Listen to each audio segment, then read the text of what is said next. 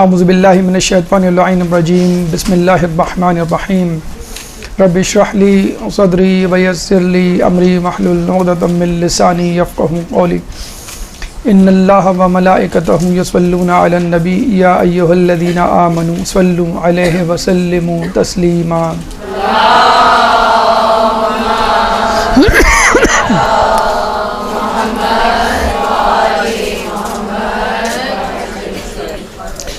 زیارت عراق کے حوالے سے ہماری گفتگو کا سلسلہ جاری ہے، اور اس ضمن میں نجف کے حوالے سے 3 نشستیں اپنے اختتام کو پہنچی، 2 نشستیں، اور آج اس کی تیسری نشست ہے، مجموعی طور پہ 5واں درس۔ لیکن جیسے کہ آپ کو معلوم ہے، ہمارا ارادہ تو نہیں معلوم تھا اتنی تفصیل میں جانے کا، لیکن جیسے جیسے کتابوں کا مطالعہ کیا، ویب سائٹس کھنگالیں اور دیگر ذرائع استعمال کیے، تو پتہ چلا کہ حرم مطہر علوی جو ہے وہ خود ایک پراسرار مقام ہے، ایک ہیبت ناک مقام ہے، ایک روحانی مرکز ہے۔ یہ کسی کو بول دیں جی، ایک درود پڑھ دیں محمد علیہ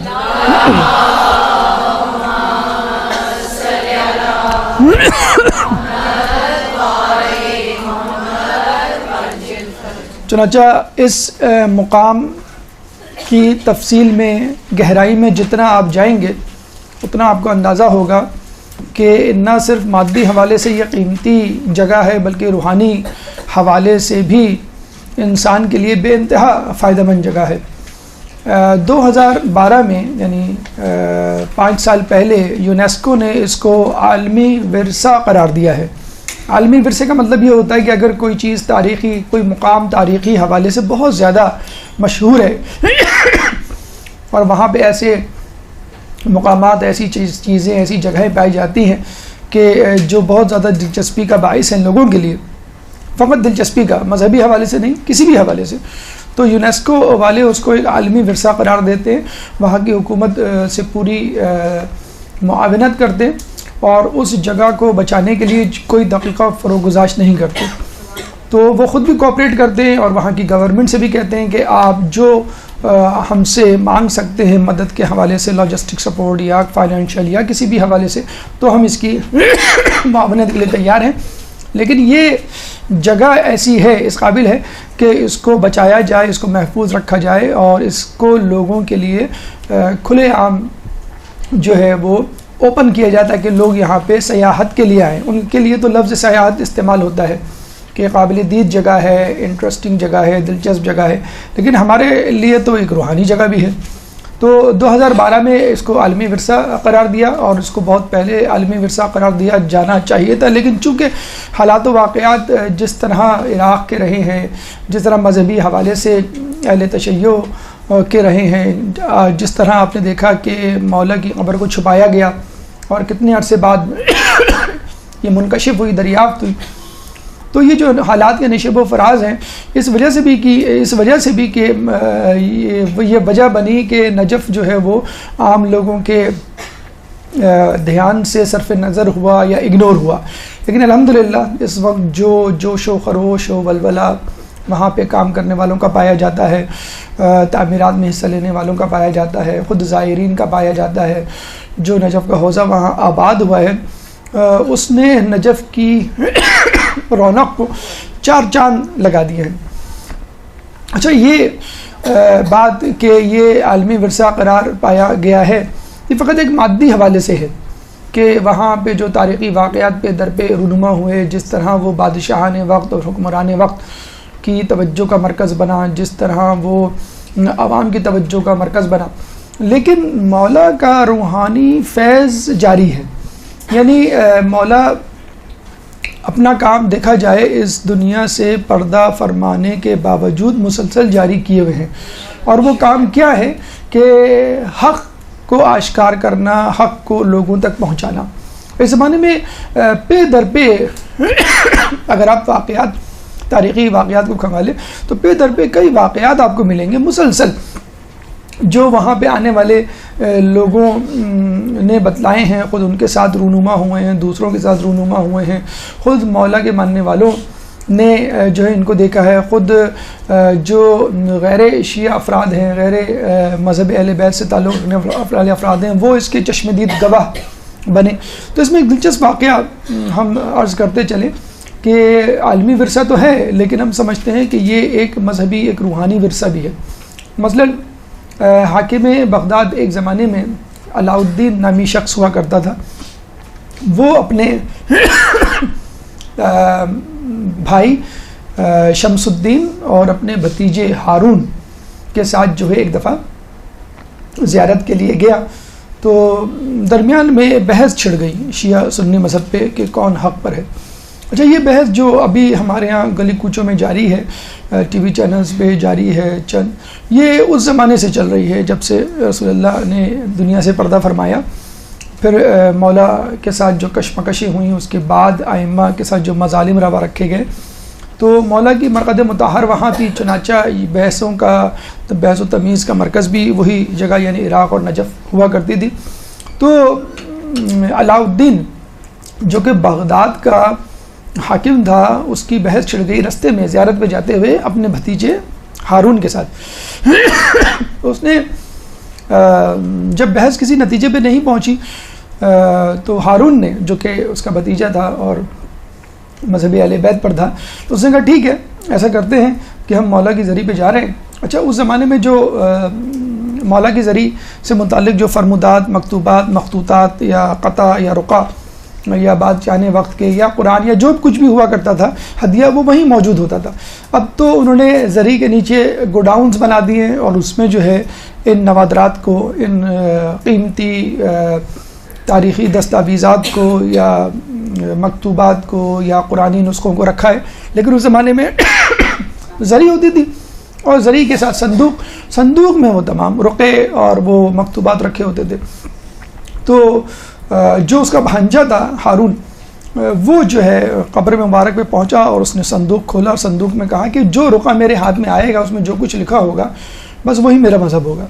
تھا تو وہ یہ مذہب کا، لیکن اس نے کہا بس ٹھیک ہے، جو بھی مذہب اس میں اشارہ ہوگا میں اس کو جو ہوں اپنا لوں گا۔ تو اس نے جیسی جو ہے وہ رقعہ نکالا تو اس میں سورہ طٰہٰ کی آیت نمبر 92 اور 93 کا ٹکڑا کہ قالا یا ہارون ما منعک اذ رأیتہم ضلوا، کہ اے ہارون تم کو کس چیز نے منع کیا تھا کہ جب تمہاری قوم گمراہی میں پڑ گئی تھی؟ اللہ تتبعان، کیا تم نے میری متابعت نہیں کی، اطاعت نہیں کی؟ فعصیت امری، کیا تم نے میری معصیت تو نہیں کی؟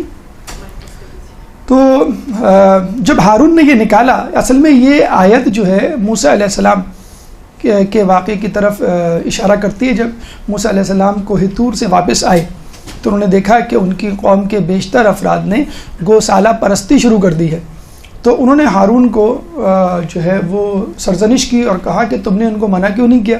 کیا خدا نخواستہ تم نے بھی تو ان کے ساتھ ان کی ہاں میں تو نہیں ملائی؟ کیا تم نے میری نافرمانی تو نہیں کی؟ تم اپنے مذہب پہ قائم تو رہے نا کہ نہیں؟ یعنی تم جس مذہب پہ ہو وہ حق مذہب ہے، تم کسی اور کے کہنے پہ اس کے مذہب کی اطاعت نہ شروع کر دینا۔ تو ہارون اس کا بھتیجا تھا، وہ پہلے سے ہی مذہب حق پہ تھا، لیکن اس نے کہا چلے ٹھیک ہے، کوئی بات نہیں، میں فار دا ٹائمنگ نیوٹرل ہو کے یہ دیکھتا ہوں کہ استخارہ کیا آتا ہے، یہ اللہ کی طرف سے جو ہے وہ حکم کیا ملتا ہے۔ تو جب اس نے یہ نقطہ نکالا، یہ جو ہے وہ پرچہ نکالا، تو اس پہ یہ آیت لکھی ہوئی تھی، تو فوراً اس کا جو چچا تھا جو حاکم بغداد تھا علاء الدین، وہ اسی وقت شیعہ ہو گیا۔ اللہم صلی علی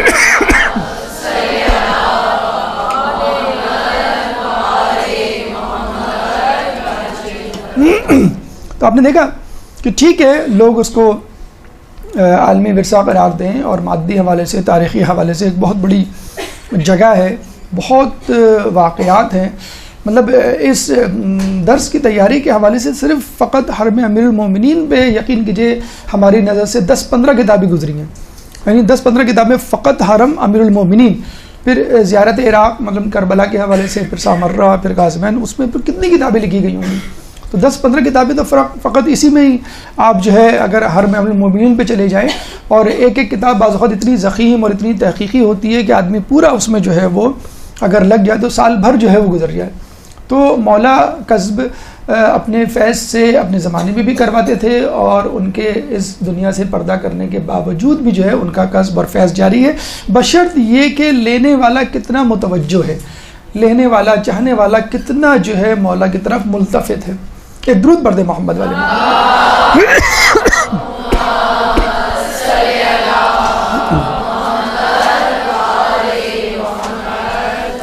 دیکھیں اس سے پہلے جو ہم نے گفتگو کی تھی، اور گفتگو میں ہم نے آپ کو بتلایا تھا کہ آپ کو جو ہے وہ حرم مطہر کا یہ نقشہ اپنے ذہن میں رکھنا ہے۔ کم و بیش 15 مقامات آپ کے سامنے ہیں، 7 مقامات ہم نے ڈسکس کر لیے تھے، غالباً 8ویں مقام سے آج ہم نے اپنا سفر شروع کرنا ہے۔ تو پہلا جو مقام تھا وہ تھا انٹری، جو باب امام علی رضا یا باب کبیر کہلاتا ہے، اور یہ جو ہے مشرق کی طرف کا دروازہ ہے، اور یہاں پہ جب داخل ہوں گے آپ تو سیدھے ہاتھ پہ ایک چھوٹا سا دروازہ ہے باب مسلم بن عقیل، اس کے بارے میں بھی ہماری گفتگو ہو چکی تھی۔ پھر تیسرے نمبر پہ مسجد خضرا، اس کا بیک گراؤنڈ اور اس کا ہسٹوریکل پس منظر جو ہے وہ بھی آپ کے سامنے رکھ دیا گیا تھا۔ پھر جو ہے وہ صحن غریبیہ، اس کے بارے میں گفتگو ہو چکی تھی۔ 5ویں نمبر پر باب توسی، باب توس جو شیخ توسی کے نام پر ہے، اور ان کے اس دروازے کے باہر ہی آپ کی قبر مبارک اور آپ کا مکان اور آپ کی لائبریری، آپ کا مدرسہ جہاں پڑھایا کرتے تھے، آج آپ وہیں پر دفن ہیں۔ اس کے اپوزٹ میں ہم نے کہا تھا ایوان علماء، جس میں 12 علماء دفن ہیں، جس میں 2 علماء ملا محمد نراقی اور ملا احمد نراقی، اس کے بارے میں ہم نے آپ کے سامنے ڈسکس کیا تھا۔ 7واں جو نمبر ہے، ہم تھوڑا سا آگے جائیں تو آپ کو ملے گا عمران بن شاہین، آپ نے جو پڑھی ہوگی مسجد، کہ وہ ایک شخص تھا جو کہ اسد الدولہ جو ہے سے بھاگ کر آیا تھا، اور اس نے منت مانی تھی میری جان بچ گئی تو یہاں پہ میں مسجد تعمیر کراؤں گا۔ یہ 7واں ہے، ٹھیک ہے۔ تو اگر ہم یہاں سے سٹارٹ کریں، باب کبیر سے ہم انٹر ہوئے، یہ باب کبیر، باب امام علی رضا یا باب کبیر، باب مسلم بن عقیل، پھر تیسرے نمبر پہ باب مسجد خضرا ہے، پھر جو ہے صحن غریبیہ، 5ویں نمبر پہ باب توسی ہے، 6 نمبر پہ ایوان علماء ہے، اور یہ 7ویں نمبر پہ عمران بن شاہین، ٹھیک ہے۔ ہم باب کبیر میں داخل ہونے کے بعد اینٹی کلاک وائز جا رہے ہیں، ٹھیک ہے، یعنی اپنے دائیں طرف مڑیں گے اور پھر مڑتے چلے جائیں گے، اور جتنے بھی اس میں مراکز، جتنی بھی جگہیں، جتنے بھی باب یا رواق یا مینار یا جو بھی چیز آئے گی اس کو دیکھتے ہوئے چلے جائیں گے۔ پھر ہم پورا چکر کمپلیٹ کریں گے، اور ہم یہاں دوبارہ گھوم کے باب کبیر پہ اینٹی کلاک وائز پورا ایک گھڑی کی طرح، گھڑی کی سوئی کی طرح چکر مکمل کر کے واپس آئیں گے۔ تو 15 تو اسپاٹس اس میں ہی ہیں، تو کم و بیش یہ تو آپ ذہن میں رکھیں۔ اب 15 کے بعد جو ملحقات یعنی جو اٹیچڈ چیزیں ہوں گی اس کا بھی انشاءاللہ آج ہم تذکرہ کریں گے۔ تو انشاءاللہ امید ہے کہ آج ہم حرم اس حد تک مکمل کر لیں گے، لیکن حرم میں موجود اور مدفون علماء وہ رہ جائیں گے، انشاءاللہ وہ کوشش کریں گے کہ ہم اگلی نشست میں مکمل کریں، پھر شاید اس کے بعد ممکن ہوگا کہ ہم حرم سے باہر نکلیں۔ تو ابھی ہم ہنوز دلی دورست، ابھی ہم حرم کے اندر ہی ہیں، ٹھیک ہے۔ تو عمران بن شاہین ہم نے مکمل کر لی تھی، اور اس کے بعد جو ہے وہ ہم 8ویں نمبر پہ جا رہے ہیں، اور وہ ہے مکتبہ حیدریہ۔ مکتبہ حیدریہ جیسا کہ نام سے ظاہر ہے کہ یہ ایک مکتب ہے، یہ ایک لائبریری ہے، اور بہت ہی وسیع و عریض لائبریری ہے۔ اس کے بارے میں کہا جاتا ہے کہ ہزاروں نہیں لاکھوں کتابیں اور مکتوبات، مسودات، مخطوطات اس میں موجود ہیں، یعنی کتابیں تو الگ موجود ہیں، کتابوں کے ساتھ ساتھ جو خطوط لکھے گئے تھے، مثلا کسی بادشاہ نے لکھے تھے، کسی والی کے حوالے سے، مولا کی زری کی تزئین و تعمیر و آرائش کے حوالے سے، یا کسی مذہبی شخصیت، مثلا علماء دین کا کوئی خط امپورٹنٹ کسی کے لیے لکھا گیا، تو وہ یہاں پر آپ کو اس مکتبہ حیدریہ میں مل جائے گا، جس کو باقاعدہ ایک لائبریری کی شکل دے دی گئی ہے۔ اور جب آپ جائیں گے انشاءاللہ، یہ ہے دیکھیں مکتبہ حیدریہ، یہ جو 2 ایوان نظر آ رہے ہیں جس پہ بلیک بینر اور ریڈ سے جو کچھ لکھا ہوا ہے، یہ ہے مکتبہ حیدریہ۔ بیسیکلی اب یہ لائبریری بن چکا ہے، یعنی صحن سے متصل ہے، آپ جائیں گے، انٹر ہوں گے تو اندر آپ کو لائبریری، آپ کو معلوم بھی نہیں ہوگا کہ میں کہاں آ گیا، میں کہاں آ گیا۔ یہ دیکھیں، یہ ہے ان سائڈ ویو آف مکتبہ حیدریہ۔ بالکل آپ کو لگ رہا ہے کہ کسی پوش علاقے کی، پوش سٹی کی، پوش لائبریری میں آ کے بیٹھ گئے، وہاں اے سی لگا ہوا ہے، ٹیبل چیئر اور شیلف میں کتابیں سجی ہوئی ہیں، آپ مزے سے جائیں، وہاں بیٹھیں، جو کچھ پڑھنا ہے، انٹرنیٹ وہاں پہ موجود ہے، CDs وہاں پہ موجود ہیں، کمپیوٹر وہاں پہ موجود ہے، کتابیں موجود ہیں. سکون سے بیٹھ کے اگر آپ صبح سے بھی جائیں تو رات گئے تک آپ وہاں اسٹڈی کر سکتے ہیں. جیسے کراچی میں یا کراچی سے باہر جو جگہ ہیں مشہور جو سٹی یا بڑے سٹیز ہوتے ہیں جہاں پہ لائبریریز ہوتی ہیں وہ یہاں پر موجود ہے. یہاں پر کتابوں کے علاوہ جو میں نے بتایا کہ تاریخی حوالے سے اہم دستاویزات ہیں وہ موجود ہے. ایک اہم دستاویز کا ذکر کرنا ضروری ہے یہاں پر. نادر شاہ ایران کا بادشاہ تھا اور 13ویں صدی میں یہ برسر اقتدار آیا تھا 200 سالہ صفوی حکومت کے اختتام پر، اور اپنے زمانے کا بہت بڑا بادشاہ تھا. اس کو نپولین بوناپارٹ یعنی مسلمانوں کا نپولین بوناپارٹ کہا جاتا ہے، اور کچھ لوگ اس کو سکندر ثانی کہتے ہیں. بہت ہی جنگجو دلیر اور بہادر آدمی تھا. تو صفوی حکومت کے بعد اس نے ایران کی حکومت سنبھالی اور ایران کے بعد عراق آیا. پھر فتوحات کرتے کرتے کرتے یہ چلا گیا انڈیا، وہاں پہ فتوحات کی، اور پھر وہاں سے جب یہ واپس آیا عراق تو یہاں جب اس نے یہ حالات دیکھے اور لوگوں کا جو جوش اور ولولہ محبت دیکھی مولا سے، تو اس نے جو ہے یہ فیصلہ کیا کہ اس کو خوب سے خوب تر بنایا جائے. ویسے تو شاہ صفوی کے زمانے میں تزئین و آرائش شروع ہو گئی تھی، لیکن اس کے زمانے میں سونے کی اینٹیں لگوائی گئیں. لیکن اس سے بھی جو بڑا کارنامہ ہے نادر شاہ کا وہ یہ کہ اس نے مذہب تشیع سے بہرحال یہ سرفراز تو تھا، معمور تو تھا اس کے نظریات سے. وہاں پہ اس نے جو کہ سلطنت عثمانیہ کے تسلط میں تھا پہلے اس زمانے میں عراق، تو اس نے وہاں اعلان کروایا کہ سلطنت عثمانیہ کو، ان کے حکمرانوں کو، کہ تم لوگ بھی شیعہ مذہب اختیار کر لو. انہوں نے کہا مذہب تو دور کی بات، ہم ان لوگوں کو واجب القتل سمجھتے ہیں، یہ ہمارے نزدیک واجب القتل ہیں، منحرف لوگ ہیں، کافر ہیں. تو وہ بڑا پریشان ہوا کہ یہ کیا، یہاں تو بالکل ہی الٹی گنگا اور عجیب معاملات ہیں. تو اس نے غصے میں آگے پورے عراق کا محاصرہ کر لیا، اور 40 دن تک مختلف شہروں کا محاصرہ کرنے کے بعد عثمانی حکومت نے گھٹنے ٹیک دیے اور یہ کہا کہ ٹھیک ہے آپ جو چاہتے ہیں ہمیں بتلائیں، ہم کن شرائط پر آپ سے مصالحت کریں. اس نے کہا کہ جو کم از کم مصالحت ہے وہ یہ ہے، زیادہ سے زیادہ تو یہ ہے کہ تم لوگ سب شیعہ ہو جاؤ، اگر ٹھیک ہے میں تم کو زبردستی شیعہ کر کے کیا کروں گا، کم سے کم مصالحت یہ ہے کہ تم مذہب جعفریہ یا فقہ جعفریہ کو 5واں فقہ تسلیم کر لو. یعنی آپ کے پاس 4 فقہ موجود ہیں اہل سنت میں، مثلا مالکی ہے، حنبلی ہے، شافعی ہے، حنفی ہے، 5 فقہ ہے نا، فقہ حنفی، فقہ شافعی، فقہ مالکی، فقہ حنبلی. اس نے کہا کہ تم لوگ فقہ جعفری کو 5واں فقہ تسلیم کر لو، جس طرح 4 فقہ ہیں. اگر ایک فقہ ہوتا تو ٹھیک ہے تم لوگ کہہ سکتے تھے کہ بھئی کوئی دوسرے فقہ کی گنجائش ہی نہیں ہے. تو جب 4 فقہ موجود ہیں تو 5واں فقہ بھی اسلامی کا ایک فقہ ہے، اور اس میں میں زبردستی نہیں کروں گا. تم لوگ ایسا کرو، بیٹھ کے مناظرہ، مذاکرہ، مباحثہ جو بھی کرنا ہے وہ کر لو. تو اس نے جو ہے ایران سے شیعہ علماء کو بلوایا اور سلطنت عثمانیہ کو کہا کہ آپ اپنے سنی علماء بھیجیں. تو دونوں علماء کا اس نے کئی دنوں تک مذاکرہ کروایا، مباحثہ کروایا، مناظرہ کروایا، اور پھر وہ اس نتیجے پہ پہنچے کہ ٹھیک ہے ہم سمجھتے ہیں کہ ہمارے 4 جو فقہ ہیں ان میں ایک 5ویں فقہ کا اضافہ ہو سکتا ہے، اور اس کے عقائد کوئی ایسے نہیں ہیں کہ جو اسلام سے بالکل متضاد ہوں یا غلط ہوں جیسا کہ ہم سمجھ رہے تھے.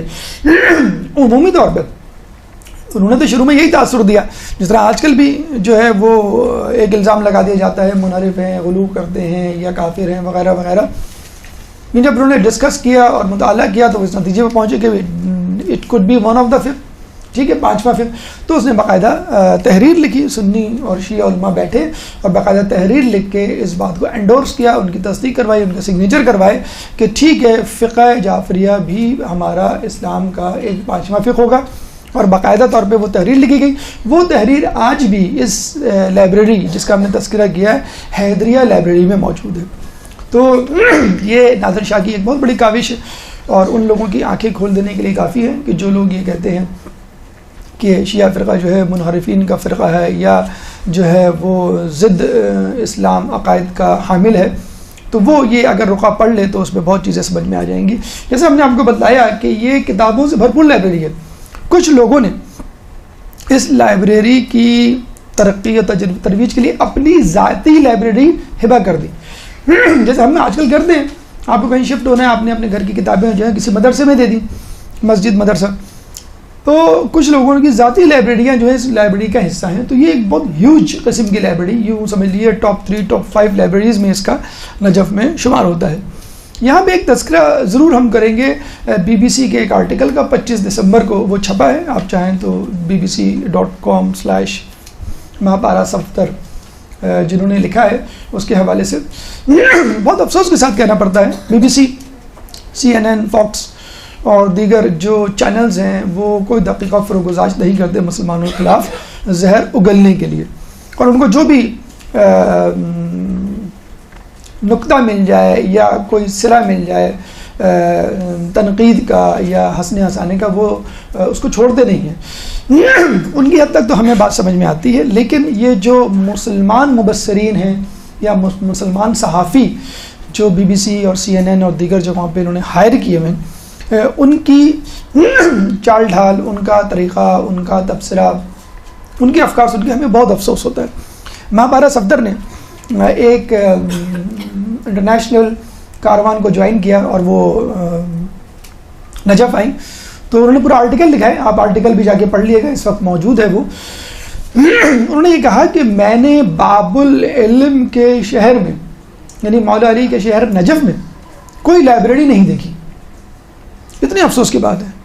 باقاعدہ کلیم کیا، یعنی وہ ہنسانا چاہ رہی تھی مسلمانوں کو، تضحیک اسپیشلی تشیع، اہل تشیع پہ ایک طنز کرنا چاہ رہی تھی کہ یہ بڑا بنتے ہیں علم والے اور باب العلم کو اپنا کہنے والے، مدینہ کے شہر کے باب کو اپنا کہنے والے، لیکن جس جگہ مولا علی دفن ہے کم از کم وہاں لائبریری ہونی چاہیے تھی، وہاں لائبریری نہیں ہے. تو یہ مہاپارا صفدر جو ہے یہ کہتے ہوئے حرم سے نکلی، اور اس کے علاوہ بھی بہت زیادہ انہوں نے طنز کیے کہ میرا پردہ ان کو پسند نہیں آیا، میرا اسکارف ان کو صحیح نہیں لگا، تو اسکارف اتار کے مجھے جو ہے ایک باقاعدہ جبہ پہنایا گیا، پوری چادر پہنائی گئی، اور بھی بہت سارے انہوں نے اعتراضات کیے. تو پورے نجف میں مہاپارا صفدر کو لائبریری نظر نہیں آئی. بڑے افسوس کے ساتھ کہنا پڑتا ہے، اگر وہ مکتبہ حیدریہ ہی، حرم سے باہر جانے کی ضرورت ہی نہیں تھی آپ کو. دیکھیں نجف کے بارے میں برملا کہا جاتا ہے، غور سے سنیے گا. نجف میں کوئی سڑک ایسی نہیں کہ جہاں پہ کوئی لائبریری یا کوئی کتابوں کی دکان نہ ہو ہی نہیں سکتا.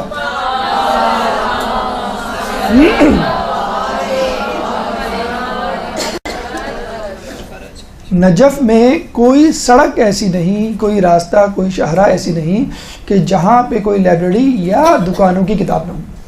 تو وہاں پہ آپ ایسا شخص جو خود تعلیمی یا علمی حوالے سے کوئی سوجھ بوجھ رکھتا ہو، تعلیمی یافتہ ہو، وہ ایسی بات کہے تو بہت افسوس ہوتا ہے. دیکھیے گوروں کی نوکری کریں، ہمیں کوئی اعتراض نہیں، مجبوراً کرنی پڑ جاتی، لیکن گوروں کی غلامی نہ کریں.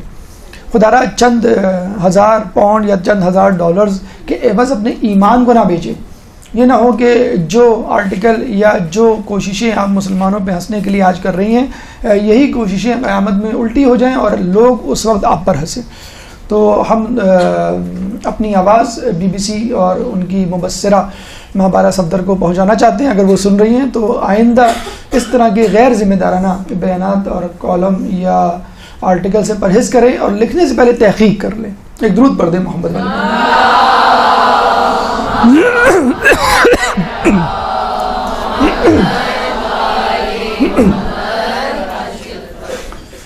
نمبر 9، حسینیہ بکتاشیہ. یہ دیکھیں آپ تھوڑا سا موو کریں، یہ آپ کو حیدریہ لائبریری مل گئی، یہ ہے حسینیہ بکتاشیہ. ٹھیک ہے. بیسیکلی اس کا نام تھا تقیہ بکتاشیہ. تقیہ ترکی زبان میں خانقاہ کو کہتے ہیں. خانقاہ آپ کو معلوم ہے شاید تصوف کی زبان میں ایسی جگہ کو کہتے ہیں کہ جہاں پر صوفی بزرگ قیام کرتے ہیں، تجرد کی زندگی گزارتے ہیں، دنیا و ما فیہا سے بے خبر، ایک تنہائی کی زندگی، فقط عبادت الہی اور کچھ نہیں. ہمارے یہاں اس قسم کی تصوف کی کوئی گنجائش نہیں. احادیث میں اعتکاف کو تصوف کہا گیا ہے، یعنی فقط 3 دن تم اپنے گھر والوں سے دنیا چھوڑ کے بیٹھ جاؤ، بس کافی ہے. بعض جگہ جو ہے وہ حج کو، بعض جگہ جو ہے جہاد کو تصوف کہا گیا ہے، روحانیت کہا گیا ہے. صحیح لفظ روحانیت ہے. لا روحانیت فی الاسلام، اسلام میں روحانیت نہیں، لیکن عیسائی اس زمانے میں روحانیت کا شکار ہو گئے تھے، اور سورہ حدید میں اس کا تذکرہ موجود ہے کہ انہوں نے روحانیت کو اپنایا جس کو وہ نبھا نہ سکے. انہوں نے اس کو اڈاپٹ کیا کہ ہم اللہ مغفرت چاہتے ہیں، توبہ کرنا چاہتے ہیں، وہ جو کہ ہم نے عیسیٰ علیہ السلام کے ساتھ روا رکھا بس ٹھیک ہے، ہم اس کے بدلے میں تلافی کرنا چاہتے ہیں، توبہ کرنا چاہتے ہیں، تلافی کے لیے ہم دنیا چھوڑنا چاہتے ہیں. تو اللہ نے کہا ٹھیک ہے، اگر تم ضد کر رہے ہو تو ٹھیک ہے، یہ بھی کر کے دیکھ لو. لیکن اس کو نبھا نہ سکے. پھر کیا ہوا؟ کوئی صحرا میں نکل گیا، کوئی جنگلوں میں نکل گیا، کوئی پہاڑ کی چوٹی پہ نکل گیا. تو آہستہ آہستہ یہ عیسائی جو ہیں وہ نفسیاتی مریض بنتے رہے. اور جب عیسائی دانشوروں نے یہ دیکھا کہ ہمارے علماء اور عابد افراد اس قسم کے انحراف اور نفسیاتی امراض کا شکار ہو رہے ہیں، تو عوام الناس میں کیا پیغام پہنچے گا کہ ہمارے بڑے ایسے ہیں، یعنی جو مذہب کے قریب ہو جائے وہ ایسا ہو جاتا ہے، تو مذہب عیسائی چھوڑ دیں گے. اور لوگ مذہب عیسائی چھوڑنے لگے. انہوں نے پھر یہ کہا کہ ایک ایسی جگہ بنا دو جس میں ایک کمبائنڈ اسٹڈی کی طرح کمبائنڈ عبادت ہو جائے، کم از کم ایک دوسرے کا حال احوال لوگ پوچھ سکیں اور نفسیاتی بیماری سے چھٹکارا مل سکے. انہوں نے خانقاہیں بنائیں. تو مسلمانوں میں بھی ایک فرقہ، جب یہ جنگیں ہو رہی تھیں مولا علی کی اور دیگر لوگوں کے، تو آپ نے نام سنے ہوں گے بہت سارے اولیاء اللہ کے، سفیان ثوری ہے، حسن بصری ہے. انہوں نے باقاعدہ تصوف کی بنیاد رکھی اور اس سلسلے کو آگے بڑھایا. اور پھر اس میں ایسی ایسی خرافات انحرافات وجود میں آئے کہ الامان والحفیظ کہ لوگ جو ہے وہ اپنے کان پکڑنے لگے کہ اسلام ایسا ہے تو پھر ہمیں ایسا اسلام نہیں چاہیے. تو تقیہ بکتاشیہ شیعوں میں ایک ایسا منحرف گروہ تھا کہ جو اس تصوف کا گرویدہ ہو گیا. یعنی اس کا تصوف یوں سمجھ لیجئے مسلمانوں کے تصوف سے بھی آگے بڑھ گیا تھا. اور کس سے جا کے مل گیا تھا؟ عیسائیوں کی روحانیت سے. تو جس طرح عیسائی 3 خدا پہ یقین رکھتے ہیں، یعنی اللہ پہ یقین اور جبرائیل پہ یقین اور عیسیٰ علیہ السلام پہ یقین، خدا مانتے ہیں کہ یہ 3 خدا ہیں ہمارے، عقیدہ تثلیث جسے کہتے ہیں، ٹرینیٹری. تو انہوں نے کہا کہ یہ جو ہے 3 خدا ہیں عیسائیوں کے، تو ہمارے بھی 3 خدا ہوں گے. تو انہوں نے یہ کہا، یہ دیکھیں یہ جو مینار ہے اس کا لوکیٹ کرنے کا طریقہ یہ ہے کہ یہ ایوان الذہب ہے، ٹھیک ہے، یہ 2 گولڈن مینار ہیں. اس مینار کے بالکل سیدھا آپ چلتے چلے جائیں، بالکل اس کے پیچھے ہی آپ کو مل جائے گا تقیہ بکتاشیہ یا حسینیہ بکتاشیہ. تو انہوں نے کہا کہ جس طرح عیسائیوں کے ہاں ہے کہ 3 خدا ہیں، تو پھر ہمارے یہاں بھی 3 خدا ہیں. ٹھیک ہے، ہمارے 3 خدا کون ہیں؟ اللہ بائی اٹ سیلف، ہم سیلف اور محمد اور علی. غالباً انہوں نے اس حدیث کو ایگزیجریٹ کر دیا. کون سی حدیث کو؟ کہ خدا کو کسی نے نہیں پہچانا سوائے میرے اور علی کے، اور مجھے کسی نے نہیں پہچانا سوائے خدا کے اور علی کے، اور علی کو کسی نے نہیں پہچانا سوائے میرے اور خدا کے. انہوں نے کہا کہ بس جو چیز سمجھ میں نہیں آئے وہ خدا ہے. تو انہوں نے جو ہے وہ 1+1+1 3 خدا بنا ڈالے. اور جو ہے آپ کو معلوم ہے ایسے لوگوں کی ابھی بھی کمی نہیں ہے، بے وقوفوں کی کمی نہیں غالب، ایک ڈھونڈو ہزار ملتے ہیں، کہ جو دین میں غلو کرتے ہیں اور اپنے آپ کو بہت زیادہ علی کا ماننے والا کہتے ہیں، اتنا ماننے والا کہتے ہیں کہ علی کی ذات کو خدا سے ملا دیتے ہیں. اور اس بات کہتے ہیں کہ بس علی خدا ہیں اور ہمارا خدا ہم کو بچا لے گا، اب نماز روزوں کی کیا ضرورت، وسیلہ یا شفاعت تو الگ بات ہے، اب وہ خدا بن گئے تو وہ ہمیں بچا لیں گے. تو انہوں نے کہا کہ بس جو نہیں سمجھ میں آیا وہ خدا ہے، چنانچہ ہمارے پاس 3 خدا ہیں. اچھا، یہ لوگ نماز روزے سے بالکل دور ہیں. جیسے اسماعیلی فرقہ ایک نکلا جو چھٹے امام کے بعد الگ ہو گیا، یہ بھی نماز روزہ سے دور ہیں، یہ بھی نماز روزہ حجاب وغیرہ تمام سے دور ہیں، اور ان کا عملی یا فروعی احکامات سے کوئی تعلق نہیں. فقط جو عملی مظاہرہ کرتے ہیں اپنے آپ کو شیعہ ظاہر کرنے کا، وہ سال میں 10 دن، سوری ٹو سے ہمارے یہاں بھی کچھ لوگ ایسے ہی کرتے ہیں کہ سال میں 10 دن، پہلی محرم سے 10 محرم تک، تو 10 محرم تک یہ خوب مجلس و ماتم کرتے ہیں. اور ان کے یہاں خاص ماتم ہوتا ہے گج لری ماتم. تو بہت خطرناک، بہت ہی جز خوار ماتم ہوتا ہے، اور نماز روزے کا کوئی وہ نہیں. اچھا، ان کے یہ ہے کہ اگر کوئی شخص ان کے فرقے میں شامل ہو جائے تو باقاعدہ بہت بڑی دعوت دی جاتی ہے، اور اس دعوت میں کیا سرو کیا جاتا ہے؟ شراب اور پنیر. خیر ایسی یہ حیرانی کی بات نہیں، ہمارے یہاں بھی علی کی بوٹی ہے، اگر کبھی جائیں آپ کو بھی مل جائے گی وہ، تو بڑے فخر سے لوگ کھاتے ہیں اور استعمال کرتے ہیں. تو اپنے اوپر بھی ہنسنا اچھی بات ہے، تاکہ پتہ چلے کہ ہمارے یہاں اس قسم کے لوگ ہیں، تو ان سے آپ دور رکھیں. دیکھیں زیارت کا ایک مقصد یہ بھی ہوتا ہے، زیارت کا مقصد یہ ہے کہ دوسروں کی خامیوں پہ آپ نظر رکھ لیں اور اپنے آپ کو بھول جائیں. تو اگر ان کے شراب پی جاتی تو ہمارے بھی علی کی بوٹی مشہور ہے، ہمارے یہاں بھی کچھ جگہیں کچھ اسپاٹس ایسے ہیں جہاں کہ آپ کو مل جائیں گے. داتا گنج بخش کے یہاں جو دھماکہ ہوا ہے، جو لوگ افسوس نہیں کر رہے ہیں وہ یہی کہتے ہیں کہ افسوس کرنے کی کیا بات ہے، وہاں تو یہ ہوتا ہے، یہ ہوتا ہے، یہ ہوتا ہے، اور پاکستان میں سارے مزارات کو ختم کر دینا چاہیے اور فلاں فلاں فلاں. ہم نے کہا آپ نے غالباً مزار دیکھے نہیں ہیں. ہم نے کہا ابھی ہم ریسنٹلی عراق سے ہو کے آ رہے ہیں، 10-15 مزار پہ گئے، ہمیں تو وہاں پہ کوئی علی کی بوٹی نظر نہیں آئی، ہمیں تو وہاں پہ کوئی گانا بجانا نظر نہیں آیا، ہمیں وہاں پہ کوئی مکس گیدرنگ نظر نہیں آئی، ہمیں جو ہے وہاں پہ کوئی بدعت نظر نہیں آئی. ہم جاتے تھے فوراً وضو خانے میں وضو کرتے تھے، 2 رکعت نماز پڑھتے تھے، زیارت پڑھتے تھے، سورہ فاتحہ توسل کرتے تھے، واپس آ جاتے تھے. کوئی ایک چیز آپ نظر آ دیں. پھر انہوں نے کہا کہ ہاں آپ صحیح کہہ رہے ہیں کہ مزار ہوں تو پھر ایسے ہونے چاہیے. تو ہمارے یہاں جب آپ ایک چیز کو غلط بنا دیں، غلط طریقے اس میں رائج کر دیں اور پھر کہتے ہیں اس کو ہٹا دو یہاں سے، یعنی مسجد میں کل چرس بکنے لگے تو آپ مسجد ختم کر دیں گے کیا؟ خانہ کعبہ میں آج کیا میوزک کے آلات عام نہیں ہو گئے حدیث کے مطابق؟ کہ ایک زمانہ آئے گا لوگوں میں کہ حج بے یا بیت اللہ میں میوزک کے آلات عام ہوں گے، تو آج کیا میوزک نہیں بجتے ہوئے آپ نہیں دیکھتے؟ تو اگر خانہ کعبہ میں شرک شروع ہو جاتا ہے تو خانہ کعبہ ڈھا دیں گے آپ کیا؟ مسجد نبوی میں شرک شروع ہو جاتا ہے تو کیا آپ مسجد نبوی ڈھا دیں گے؟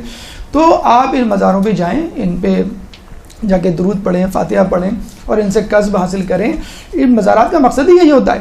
آپ کو مسجد گنبد، مسجد خضرا یا رسول اللہ کی مسجد نبوی کا سبز گنبد دکھایا جائے اور تھوڑی دیر بعد پھر ایفل ٹاور دکھایا جائے، تو کس کو دیکھ کے آپ کی حرارت ایمانی میں اضافہ ہوگا؟ ایفل ٹاور آپ دیکھیں گے، خوشی خوشی دیکھیں گے، ٹھیک ہے، آپ کی آنکھیں جو ہیں وہ خیرہ ہوں گی، لیکن یہ حرارت ایمانی میں تو اضافہ نہیں ہوگا بالکل بھی.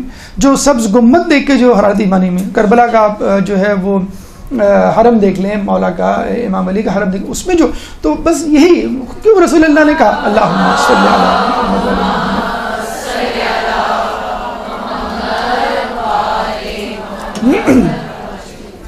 رسول اللہ نے کیوں کہا کہ جو حج پر آئے اور میرے حرم میں نہ آئے، میری مسجد میں نہ آئے، میری زیارت کے لیے آئے، اس نے مجھ پہ ظلم کیا. اسی لیے تو کہا ہے کہ میری بھی زیارت کرو، اگر بیت اللہ کی زیارت کر رہی ہو، اور میرے ساتھ ساتھ ان لوگوں کی بھی زیارت کرو جنہوں نے میری اتباع کی. تو ان کی زیارت کا مقصد یہی ہوتا ہے کہ ہم جو ہے وہ اپنے حرارت ایمانی میں اضافہ کریں. توسل، شفاعت، وسیلہ یہ ایک الگ بحث ہے، اس پہ بھی ہم گفتگو کر سکتے ہیں، لیکن جو منیمم اپروچ یا منیمم ٹارگٹ ہو سکتا ہے شیعہ، غیر شیعہ یا مسلمان اور غیر مسلمان، وہ کم از کم ایک روحانی فکر حاصل کر سکتا ہے کہ جو غیر مسلم ہیں انہوں نے بھی دیکھا. ایک غیر مسلم کہتا ہے کہ جب میں نے سنہرا گنبد دیکھا مولا علی کا تو مجھ میں ایک ہیبت داری ہو گئی، اور جب میں اندر گیا اور مجھے بتایا گیا کہ ان کے کیا فضائل ہیں تو میرے دل میں علی کی محبت جاگزی ہو گئی. یہ طریقہ ہوتا ہے کہ جو ہم دیکھتے ہیں کہ جو نہ ماننے والے بھی ہیں، غیر مسلم ہیں، ان کے دل میں حرارت ایمانی پیدا ہو جاتی ہے. انگریز خاتون کہتی ہیں آپ کیسے مسلمانوں میں؟ کہہ لیں گے ایک دفعہ میں سیاحت کے لیے ایران گئی، بی بی معصومہ قم کے حرم میں، وہاں جا کر مجھے ایک عجیب سا لطف آیا اور بس میں شیعہ ہو گئی.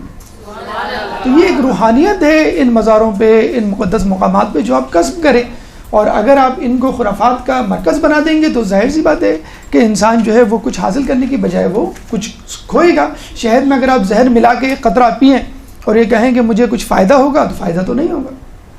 بہرحال اب آ جائیں 10 نمبر پہ، ہم تھوڑا سا آگے بڑھتے ہیں.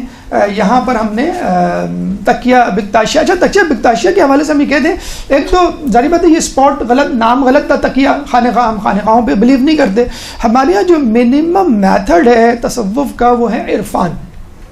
اس میں بھی اختلاف ہے لوگوں کو، کچھ علماء کو کہ بھائی عرفان ہونا بھی چاہیے کہ نہیں ہونا چاہیے. بہت سے لوگ کہتے ہیں اگر اخلاقیات پہ آپ نے عمل کر لیا وہ آپ نے عرفان پہ بھی عمل کر لیا، یا کم از کم اخلاق پر عمل کیے بغیر آپ عرفان کی حدود میں داخل نہیں ہو سکتے. ہم نے آپ کو بتایا تھا عطیہ اللہ بہجت کے پاس ایک شخص آیا، کہنے لگا میں عرفان سیکھنا چاہتا ہوں. تو آپ نے کیا کہا کہ تم معراج السعادہ پڑھ کے آؤ، اخلاقیات کی کتاب پڑھ کے آؤ، عرفانیات کی کتاب نہیں پڑھ کر آؤ، اخلاقیات کی کتاب پڑھ کر آؤ، اس پہ عمل کر کے آؤ. تو وہ 1 سال بعد اس کتاب کو پڑھ کے اس پہ عمل کر کے آیا، پھر اس کو عرفان سکھایا گیا. تو اخلاق سیکھے بغیر عرفان نہیں سیکھ سکتے. اور تصوف کی تو کوئی گنجائش ہی نہیں ہے، جو ایک خرافات پہ مبنی جو ہے وہ ایک مذہب ہے، اور خود غیر شیعہ افراد میں بھی بہت زیادہ محبوب نہیں ہے. ٹھیک ہے. تو تکیہ بکتاشیہ کو حسینیہ بکتاشیہ میں تبدیل کر دیا گیا، اور حسینیہ لفظ اس جگہ کے لیے استعمال ہوتا ہے جس جگہ کے لیے ہم امام بارگاہ کا لفظ استعمال کرتے ہیں۔ حسینیہ یعنی جہاں پر مجلسیں پڑھی جاتی ہیں، جہاں پہ عزاداری ہوتی ہے، جہاں پہ ماتم اور محافل منعقد ہوتی ہیں، تو حسینیہ بکتاشیہ۔ یہاں بھی ایک سوال یہ اٹھتا ہے کہ اگر یہ منحرف گروہ تھا تو اس کو انٹری کیسے ملی مولا کے حرم میں، اور اس نے یہ ایک مقام کیسے بنا لیا، اور پھر وہ مقام اب تک کسی نہ کسی صورت میں موجود ہے؟ اصل میں اس زمانے میں عثمانی سلطنت کو ضرورت تھی لڑنے والوں کی، جیسے ہماری حکومت کو بھی لڑنے والوں کی ضرورت ہوتی ہے، ان کا جو ہے پشت پناہی کی جاتی ہے، جیسے ہمارے یہاں عدالتیں ختم کر دی گئی ہیں، ملٹری کورٹس جو ہے مقدمات آہستہ آہستہ ختم ہو رہے ہیں، اور اسی حوالے سے آپ دیکھ رہے ہیں ہمارے یہاں بم بلاسٹ جو ہے دوبارہ آہستہ آہستہ شروع ہو گئے، اور آپ کو پہلے بتلایا بھی تھا کہ جو جتنا بھی ISIS کا کوڑا تھا وہ جو ہے سیریا سے اب ساؤتھ وزیرستان آ کے منتقل ہو گیا۔ تو یہ کیسے اتنے اوپر آ گئے کہ حرم میں داخل ہو گئے؟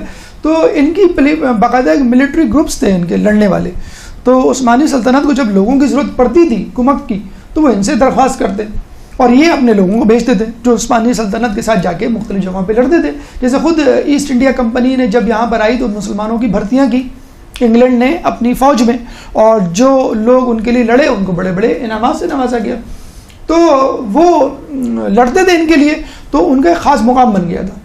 تو باقاعدہ یہ جو تکیہ بکتاشیہ حاجی بکتاش بیسیکلی ایک شخص تھا جس نے یہ اس فرقے کی بنیاد رکھی تھی، تو لوگوں میں ایک ان کا گروہ اور ہیبت پھیلتی چلی گئی، اور ان کو حکومتی سطح پر جو ہے مراعات دینی لوگوں نے شروع کر دی، پھر وہ یہاں کر آباد ہو گئے۔ سلطان یہ جو آپ کا ترکی کا تھا کمال اتا ترک، 1925 میں اس نے باقاعدہ ہر قسم کے تصوف پہ پابندی لگائی، جس میں یہ تکیہ بکتاشیہ یا بکتاشیہ فرقہ بھی شامل تھا۔ مکمل طور پہ یہ وہاں پہ ختم ہو چکا ہے، لیکن کسی نہ کسی صورت میں یہ موجود ہے۔ البانیہ کہتے ہیں کہ وہ ملک ہے جہاں ابھی بھی چند غاروں میں یہ فرقہ وہاں پہ پایا جاتا ہے، لیکن ترکی میں اوور آل جو ہے بکتاشیہ نام کا جو ہے وہ فرقہ اب ختم ہو چکا ہے۔ 10ویں نمبر پہ تکیہ بکتاشیہ حسینیہ بکتاشیہ سے ہم جو ہے رخ کر کے آگے کی طرف چلتے ہیں، اینٹی کلاک وائز ہم چل رہے ہیں، اور یہ ہے رواق۔ رواق کہتے ہیں دالان کو یا سائبان کو یا چھجا جسے ہم کہتے ہیں۔ جب آپ گھر میں انٹر ہوتے ہیں تو آپ نے دیکھا ہوگا گاڑی کھڑا کرنے کے لیے لوگ چھجا بنا دیتے ہیں، تو ایک سایہ دار جگہ ہوتی ہے۔ اس طرح مسجدوں میں یا بڑی جگہوں پہ جانے کے لیے صحن سے پہلے ایک سایہ دار جگہ ہوتی ہے، حرم بیت اللہ میں بھی جائیں تو وہاں پہ بھی آپ کو ملے گی، تو اس کو ہم کہتے ہیں دالان یا رواق۔ تو رواق ابو طالب یہ آپ کو 10ویں نمبر پہ یہاں ملے گا۔ اگر آپ غور کریں تو یہ ایگزیکٹلی اپوزٹ ہے باب کبیر کے، جو پہلا باب جس میں ہم انٹر ہوئے تھے اور اینٹی کلاک وائز ہم نے موو کیا تھا، اور موو کرتے کرتے کرتے یوں سمجھ لیے ہم نے نصف حرم طے کر لیا۔ جب ہم رواق ابو طالب پہ پہنچے تو یہ نصف حرم ہو گیا، اس کے بالکل اپوزٹ آ جائیں دیکھیں یہ باب کبیر ہے، سو یہ آدھا حرم آپ کا ہو گیا۔ تو رواق ابو طالب جو ہے وہ یہ دیکھیں یہ باب الزہب ہے، یہ 2 مینار ہیں، اور یہ جو گیٹ تھا جس کو ہم چھوڑ کے آئے تھے باب کبیر تھا۔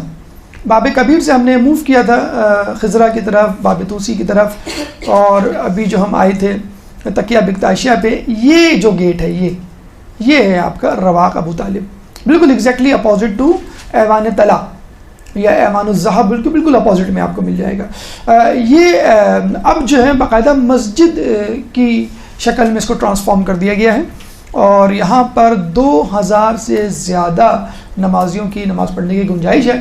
اگر انشاءاللہ کبھی آپ کا ماہ رمضان میں یہاں جانا ہو تو تلاوت قرآن کی آواز سے پورا جو ہے وہ رواق یا پوری مسجد جو ہے وہ گونج رہی ہوتی ہے۔ قاری آتے ہیں یہاں پر، حفاظ آتے ہیں جو لوگوں کی قرأت ٹھیک کرتے ہیں، خود بھی قرآن پڑھتے ہیں، اور لوگ بھی ان کے ساتھ بالکل ڈسپلن میں، دیکھیں کتنی طرح ڈسپلن میں جو ہے وہاں پہ جو ہے وہ قرآن پڑھا جا رہا ہے۔ یہ وہ رواق ہے جہاں پہ جو ہے مسجد ہے، 2000 سے زیادہ طلباء ہیں، اور باقاعدہ تلاوت قرآن کہا جاتا ہے کہ اگر آپ ماہ رمضان میں جائیں تو ماہ رمضان میں پورا نجف جاگ رہا ہوتا ہے، پورا حرم جو ہے خصوصی طور پہ جاگ رہا ہوتا ہے، ویسے پورا نجف جاگ رہا ہوتا ہے، اور ہر جگہ، ہر گھر، ہر مسجد، ہر کونے سے تلاوت قرآن کی آواز آ رہی ہوتی ہے۔ اور دیکھو اللہم صلی اللہ علیہ وسلم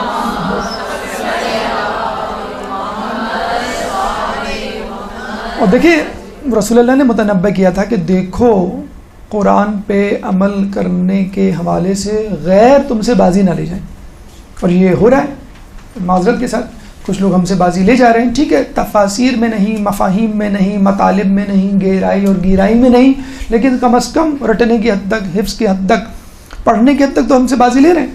تو کسی میں بھی ان کو آگے نہ جانے دیا جائے، حفظ میں بھی، تلاوت میں بھی، قرات میں بھی، تجوید میں بھی، معنی و مفاہیم. یہ ہمارا قرآن ہے، کیونکہ یہ تو قرآن صامت ہے، ہم تو قرآن ناطق کے ماننے والے ہیں. تو قرآن ناطق کے حرم میں جب قرآن صامت یعنی قرآن کو پڑھا جائے گا تو کیا لطف ہوگا.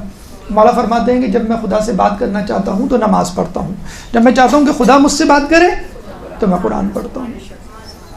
11 نمبر پہ میزاب رحمت. میزاب یعنی پرنالہ.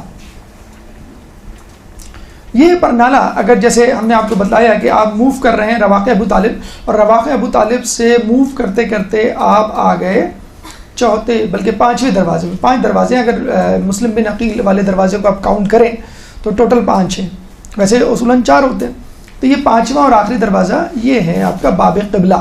یعنی باب قبلہ کا مطلب ہے اس دروازے سے آپ باہر جائیں تو آپ کہاں پہنچیں گے؟ بیت اللہ، بیت المکرم. ٹھیک ہے، تو اس کے بالکل اپوزٹ میں جو بلڈنگ ہے، جو عمارت ہے، اس کے اوپر پر نالا لگا ہوا ہے. جیسے ہمارے یہاں پر نالے لگے ہوئے ہوتے ہیں کہ بارش ہوتی ہے تو سارا چھت کا پانی جو ہے وہ باہر گرتا ہے.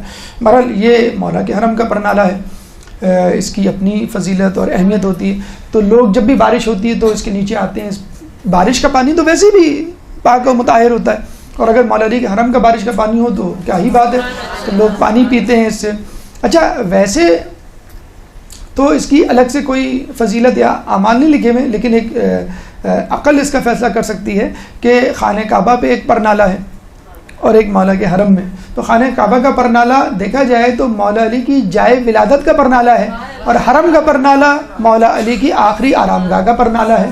بہرحال اللہم صلی علی محمد و آل محمد.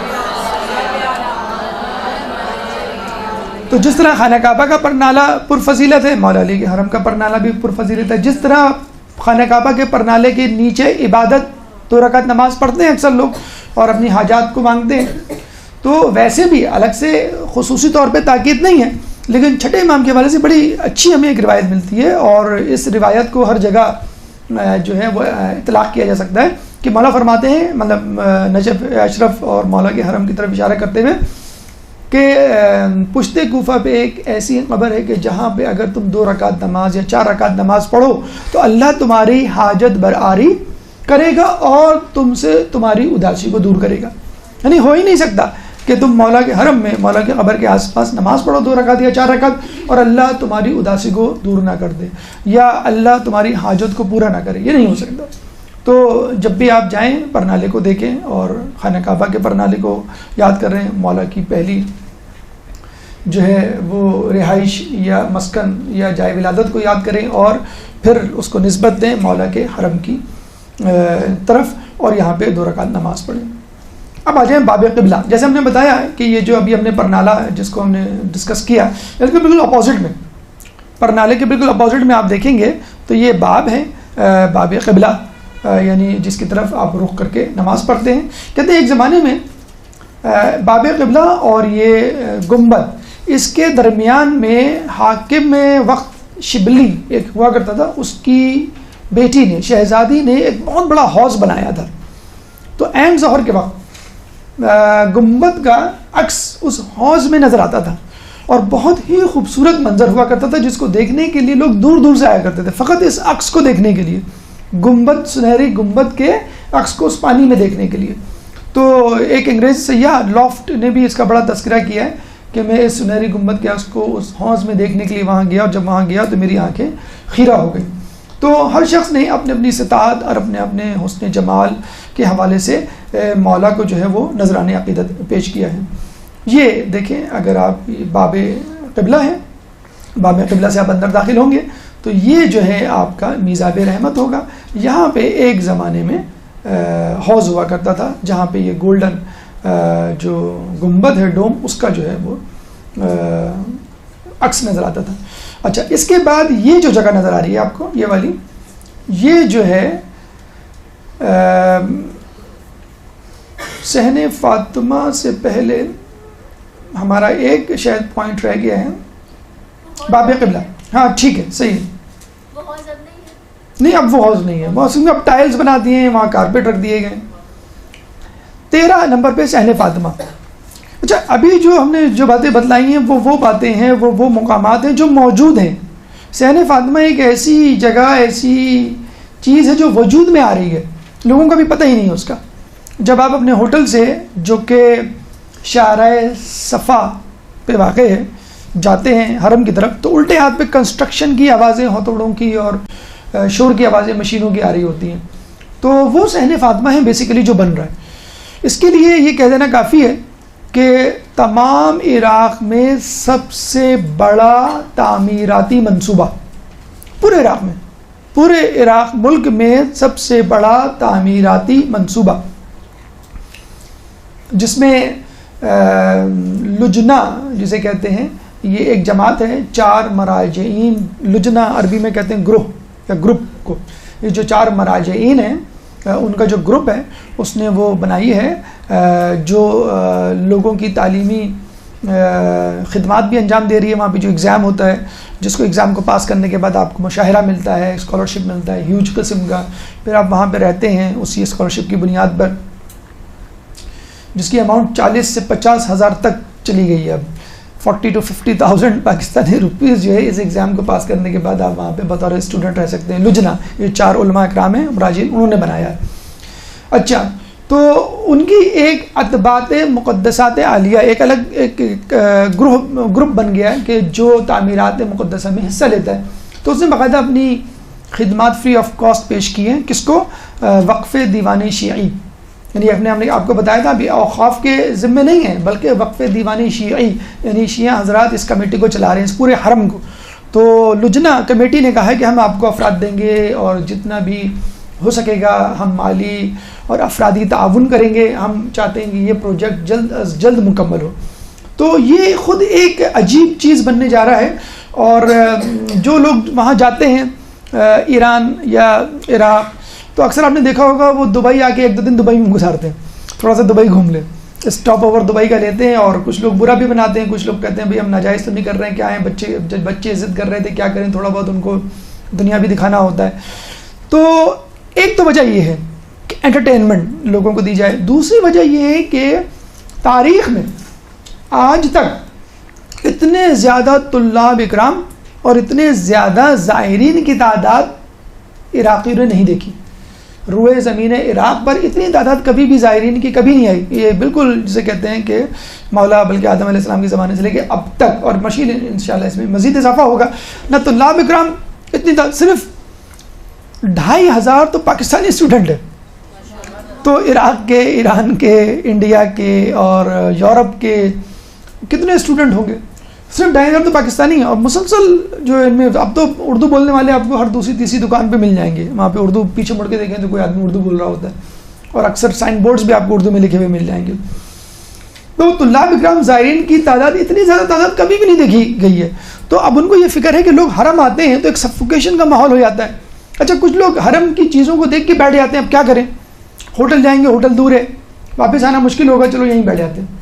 4 گھنٹے 6 گھنٹے کوئی لیٹ رہا ہوتا ہے، کوئی ریسٹ کر رہا ہوتا ہے، کوئی جمائی لے رہا ہوتا ہے. تو انہوں نے کہا کوئی ایسی جگہ بن رہی ہے ریکریشنل اسپیس کہ جہاں جو ہے وہ روحانیت بھی ہو اور لوگ تھوڑا سا سستا بھی لیں، آرام بھی کر لیں. کم از کم جو انفلکس ہے، لوگ تو دھڑا دھڑا انٹر ہو رہے ہوتے ہیں نا، وہ زیارت کر رہے ہوتے ہیں، گھوم رہے ہوتے ہیں. کچھ لوگ زیارت کر کے آپ نے دیکھا ہوگا بالکل جس طرح پارک میں بیٹھے ہوئے ہیں اس طرح صحن میں بیٹھے ہوئے ہوتے ہیں. تو یہ 2 چیزیں اور بھی اس کے وہ ہیں مقاصد. مثلا آپ کو ہم نے بتلایا تھا کہ یہ جو زری ہے اس کے نیچے 4 گوڈاؤن ہیں، اور یہ بھی بتلایا تھا آپ کو کہ ایک گودام میں ایک نادر چیز اگر ایک نادر چیز کا ایک ٹکڑا بیچا جائے تو کربلا سے نجف تک پوری ایک شاہراہ بن سکتی ہے. بتلایا تھا آپ کو، ٹھیک ہے. تو یہ جتنے بھی نوادرات، کتنی تو تلواریں ہیں، یعنی مولا علی کے زمانے سے لے کر اب تک جتنے بادشاہ ہیں عموماً اپنی تلواریں ہدیہ کر کے جاتے ہیں. یہ میری طرف سے، یہ میری طرف سے، یہ میری طرف سے، یعنی یوں سمجھ لیے علی سے صلح کر لی میں نے. تو پھر رقعات ہیں، پھر مکتوبات ہیں، پھر ہیرے جواہرات ہیں. یہ جو آپ کا کوہ نور ہیرا ایک زمانے میں یہیں پر موجود تھا. یہاں سے کیا مغلوں کے بعد مغلوں سے انگلینڈ گورے اٹھا کے لے گئے، اب جو ہے وہ ملکہ برطانیہ کے تاج میں لگا ہوا ہے، سجا ہوا ہے، مقدمہ تو دائر کیا ہوا ہے ہم نے، تو وہ یہی ہم سے کہہ رہے ہیں کہ پہلے کشمیر تو لے لو، تو ہم تمہیں کوئی ہیرا بھی دے دیں گے۔ بہرحال تو ان لوگوں کو دیکھتے ہوئے انہوں نے یہ بنایا سحر مطہر۔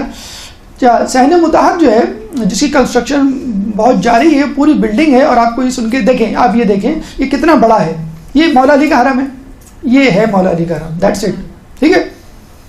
اس کے بعد یہ پورا ٹرائنگل جو چل رہا ہے ٹل دا اینڈ 3 گنا بڑا ہے یہ مولا کے حرم سے۔ صحن فاطمہ یا دامن فاطمہ اتنا وسیع نہیں ہوگا تو کتنا ہوگا، ہونا بھی چاہیے۔ اللہم صلی علی محمد۔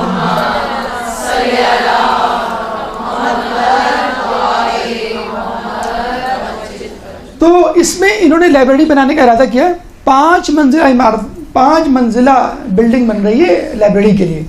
تو Mapara Safdar if you are listening to us please be attentive, آپ کے لیے ہم نے ایک اور لائبریری 4-5 منزلہ بنا رہے ہیں، اگر آپ چاہیں تو وہاں چلی جائیں، تو آپ کو پڑھنا ہے، آپ اوپر جا کے 5 منزلہ بنا، ٹھیک ہے۔ 4 منزلہ ایک عجائب گھر بن رہا ہے۔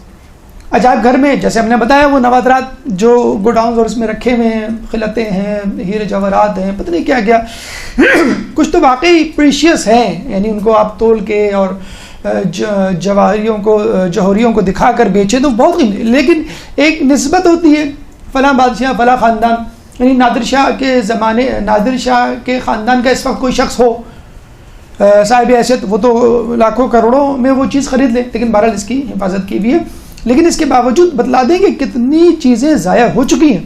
عبد الوہاب نے تقریباً 3 حملے کیے تھے، ایک حملے میں 12,000 افراد کو شہید کیا تھا، فقط 12 ایک حملے میں، تو کتنے اس کے علاوہ بھی یہاں پہ جھڑپیں اور جنگیں جاری رہی ہیں۔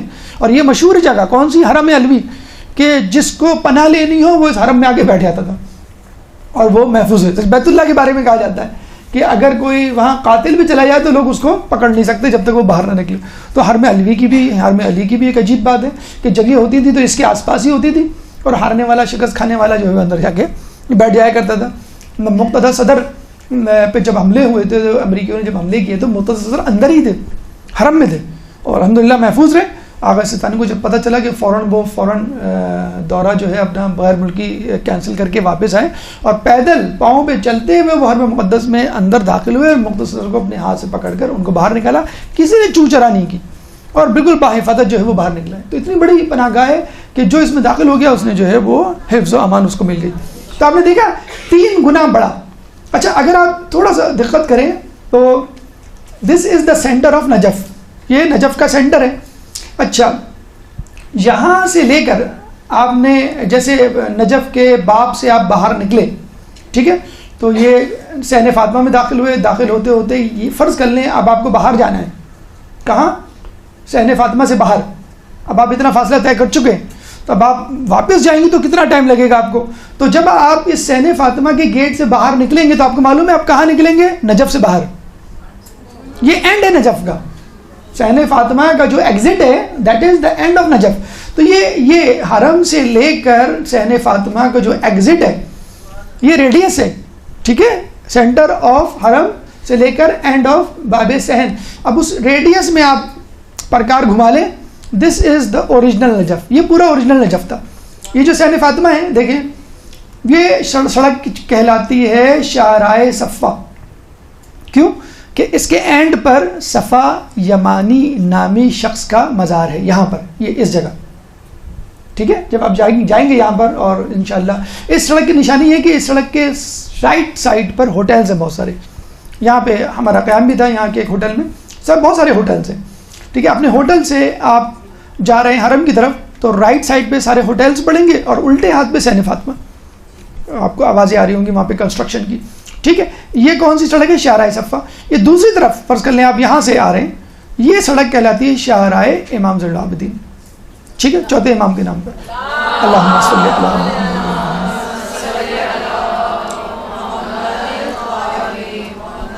شاہراہ صفا اینڈ ہوتی ہے مقام صفا یمانی، یعنی اس شخص کے مزار پہ جو آیا تھا جس نے کہا تھا کہ مجھے اس شخص سے ملا دینا یا اس شخص کے شہر میں دفن کرنا کہ جو ہزاروں اور لوگوں کی شفاعت کا ضامن ہے۔ تو پھر مولا علی اتفاق سے وہاں موجود تھے. مولانا نے کہا یہ کس کی میت ہے؟ انہوں نے کہا اس کی میت ہے. اور اس نے یہ کہا تھا کہ میں ہی تو ہوں وہ شخص ہوں. تو اس کو پھر یہیں دفنایا گیا. اور 14 امام اس جگہ جو ہے حصہ اس جگہ آ کے قیام کرتے تھے. اب یہ 2 زیارتیں اب بن رہی ہیں, ابھی بھی انڈر کنسٹرکشن ہے. جیسے آپ کو بتایا تھا کہ اب تک تو یہ جنگ و جدل کا مرکز رہا ہے, لوگوں کو ہوش ہی کا. جب آپ گھر سے نکلتے ہیں تو امپورٹنٹ چیزیں لے کے نکلتے ہیں نا, پاسپورٹ لے کے, ڈاکیومنٹس لے کے, جواہرات, بینک بیلنس تھوڑا سا. تو اب لوگوں کو ہوش آ رہا ہے کہ جو چھوٹی چھوٹی زیارتیں ہیں وہ وجود میں آ رہی ہیں, لوگوں کو پتہ چل رہا ہے. تو یہ جو سڑک ہے صفا یمانی صحن فاطمہ, یعنی اگر آپ حرم کی طرف جا رہے ہیں تو سیدھے ہاتھ پر حویش نامی محلہ پڑے گا, اور الٹے ہاتھ میں یعنی امام زین العابدین کی جو شاہراہ ہے یہ والی, اس کے ساتھ جو جگہ ہے وہ ہمارا ہے. تو ان دونوں محلوں کو اور پلس 2 الگ محلوں کو ملا کے یہ ہے پورا نجف. ٹھیک ہے, یعنی حرم فاطمہ, حرم علی کے ساتھ جو صحن فاطمہ ہے اس کے سیدھے ہاتھ میں حویش, الٹے ہاتھ میں ہمارا. یہاں پہ آپ چلے جائیں تو یہاں پر آپ کو براق, اور یہاں پہ جو ہے وہ چوتھا محلہ. ٹوٹل یہ 4 آپ کو جو ہے وہ محلے ملیں گے, اور یہ پورا ریڈیس ملا کے پرانا نجف کہلاتا ہے. اس کے بعد جو بھی بلڈنگز بن رہی ہیں وہ اس کے بعد کی ہیں. عموماً ٹرانسپورٹ اویلیبل نہیں ہوتی ہے with in the old Najaf. Old Najaf میں آپ کو کوئی بس چلتی ہے, ہاں شٹل سروسز اب انہوں نے چلا دی ہیں کہ جو شٹل میں بیٹھ کے آپ حرم سے, مثلا آپ چلے جائیں وادی اسلام, حرم سے بیٹھ کے آپ آ جائیں یہاں پہ, جو بڑی سڑک سرکولر وے میں ہے وہ آپ کی کوفہ, شاہراہ کوفہ جسے کہتے ہیں. اچھا, اس کا سسٹم اگر آپ دیکھیں نا غور سے تو یہ انگلینڈ امریکہ والا سسٹم ہے. انگلینڈ امریکہ میں آپ نے شاید سنا ہوگا یا دیکھا ہوگا, سرکولر سڑکیں ہوتی ہیں وہاں پہ, لوپس ہوتے ہیں سڑکوں کے, ٹرینز کے اور بسوں کے, اور وہ اس طرح گھومتی ہیں اور وہ سرکلز چھوٹے سے چھوٹے ہوتے چلے جاتے ہیں. تو اسی طرح ایگزیکٹلی یہ جو پرانا نجف ہے اگر آپ گھومیں کم و بیش سرکل میں بنا ہوا ہے, یعنی مستطیل تو ہے لیکن اب جو یہ سڑک جو بنائی گئی ہے وہ پورا ایک مربع یا سرکل ایک لیا ہوا ہے کہ جس میں پوری وہ مین شاہراہ جو ہے وہ موو کرتی ہے. تو یہ صحن فاطمہ میں عجائب گھر بھی ہے, لائبریری بھی ہے, ریسٹورنٹ بھی کھلنے والے ہیں, اس میں پارک بھی ہوگا اور دیگر. کہا یہ جاتا ہے کہ پورے نجف میں اگر کوئی ریکریشنل چیز یا کوئی جدید چیز ہوگی تو وہ یقیناً اس صحن فاطمہ میں بھی موجود ہوگی. مطلب آپ یہ نہیں کہہ سکتے کہ یہاں پہ فلاں لیٹسٹ چیز یا فلاں جدید چیز سے آراستہ جو ہے وہ مقام نہیں ہے. تمام ایک ریکریشنل اسپاٹ بھی مل جائے گا, طلاب کے رہنے کی جگہ بھی ہے, پڑھنے والوں کی جگہ بھی, اور کھانے پینے والوں کے لیے بھی. یہ صحن فاطمہ جس کو ہم نے کور کیا, یہ جو گرے شیڈ میں ہے, یعنی اگر آپ باب کبیر سے داخل ہوتے ہیں اور داخل ہوتے ہوئے سیدھا چلتے چلے جاتے ہیں تو رواقع ابو طالب آئے گا, بالکل سیدھا اگر آپ چلے جائیں تو یہ پورا صحن فاطمہ آ جائے گا. صحن فاطمہ میں یہ آپ کو چوکور باکس نظر آ رہا ہے, اسکوائر بلڈنگ, یہ ہے مضیف یعنی مہمان خانہ. یہاں پہ یہ کربلا کی طرح کا بڑا مہمان خانہ نہیں ہے. کربلا میں یعنی امام حسین کے حرم میں اور مولا عباس کے حرم میں پوری بلڈنگ, پورا فلور ہے مخصوص, بہت خوبصورت, اور بیٹھ کے کھانے والی جگہ ہے. آپ بالکل لگتا ہے کہ آپ 5 اسٹار ہوٹل میں آ گئے. تو یہاں پہ وہ جگہ نہیں ہے فی الحال, شاید اس کنسٹرکشن کی وجہ سے انہوں نے ایسا کیا ہوا ہے. 8-10 چیئرز بس پڑی ہوئی, آپ وہاں جا کے بیٹھ کے اپنا پاسپورٹ دے کے فری کھانا, نیاز جسے کہتے ہیں وہ کر سکتے ہیں. کچھ لوگ جو ہیں آپ جتنے پاسپورٹ جمع کرائیں گے اتنے آپ کو پیکٹس مل جائیں گے. ہمارے کارواں کے لوگ بیچارے جاتے تھے صبح فجر میں, لائن میں لگتے تھے کس طرح کھانا مل جائے. پہلے دن گئے, دوسرے دن گئے, لمبی لمبی لائنیں. تیسرے دن گئے تو 3 افراد تھے, یعنی تیسرا نمبر تھا ان کا. وہ بڑے خوش ہوئے کہ آج تو ہمیں مل جائے گا. تو جب اپنا پاسپورٹ دے انہوں نے کہا کھانا ختم ہو گیا. کہ 2 افراد میں کھانا ختم ہو گیا. کہ لیں گے آپ سے پہلے جو شخص تھا اس نے 250 پاسپورٹ جمع کرائے, تو آپ 250 پاسپورٹ لے جائیں, آپ کو 250 افراد تک کھانا مل جائے گا. بہرحال تو یہ مضاف امید ہے ہمیں کہ اس کو مزید اس کو بڑا کر کے یہاں پہ مولا حسین مولا عباس کی طرز پر جو سفرہ ہے وہ جو ہے وہ دیا جائے گا. 15واں باب فرج. یہ دیکھیں ہم نے باب کبیر کی بات کی تھی, یہ باب کبیر ہے, یہ آپ کا ایمان طلع ہے. ابھی ہم نے بات کی تھی میزاب رحمت کی, یہ میزاب رحمت تھا اور یہ باب قبلہ تھا. ٹھیک ہے, ان دونوں کے درمیان ہم نے کہا تھا حوض ہے. اب اس حوض سے لیفٹ سائڈ پہ چلے جائیں, یہ جو ہے یہ جگہ باب فرج کہلاتے ہیں, امام زمانہ سے منسوب ہے. اور یہ پہلے اللہم صلی علی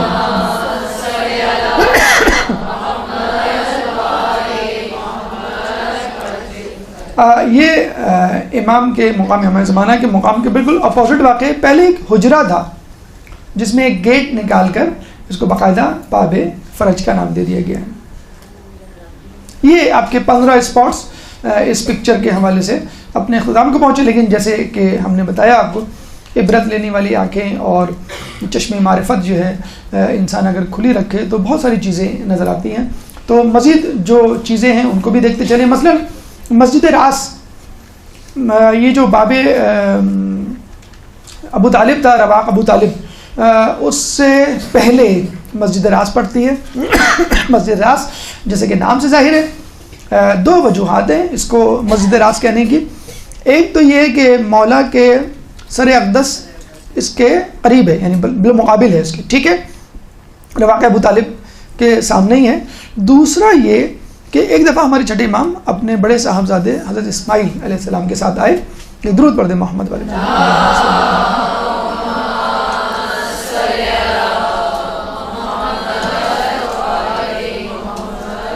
اور یہاں کھڑے ہو کے انہوں نے پہلے زیارت امیر المومنین پڑھی اور جناب اسماعیل نے بھی پڑھی. پھر انہوں نے اپنے صاحبزادے سے کہا کہ اب تم اپنے جد حسین کی بھی, جو حسین مظلوم کی بھی زیارت پڑھو. تو وہ بڑے حیران ہوئے کہ حسین تو یہاں نہیں ہے, ان کا جو حرم ہے وہ تو کربلا میں ہے.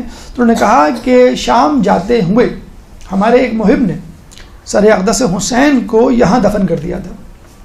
تو ایک روایت کے مطابق امام حسین علیہ السلام کا سر جو ہے وہ اس جگہ, یعنی امام علی کے حرم کے جو مرقد ہے, مرقد کے ساتھ ہی امام حسین علیہ السلام کا سر دفن ہے. تو انہوں نے پھر جو ہے امام حسین کی زیارت بھی پڑھی.